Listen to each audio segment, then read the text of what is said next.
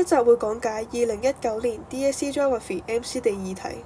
我哋要揾嘅範圍係亞皆老街以北同埋太子道西嘅以南地區，而題目嘅關鍵字就係主要土地利用，係 major 嘅 land uses。既然係講主要嘅土地利用，啱嘅選項就會佔呢個地區嘅好大面積。有 industrial land use 工業土地利用，就包括你會見到工廠大廈、工業大廈同貨倉。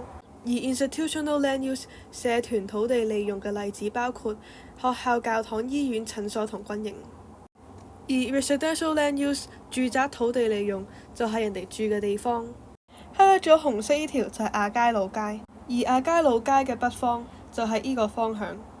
highlight咗藍色呢條就係太子道西，太子道西以南就係呢個方向。咁題目要揾嘅地區就係黃色呢度。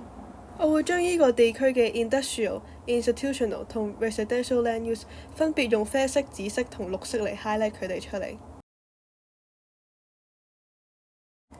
紫色嘅 institutional land use 同綠色嘅 residential land use 係佔咗呢個地區嘅大部分，所以主要嘅土地利用 major land uses 就係 institutional 同埋 residential。選項2同3係啱嘅，答案係 C。想識多啲 Map Reading 技巧就嚟睇地圖閱讀系列啦。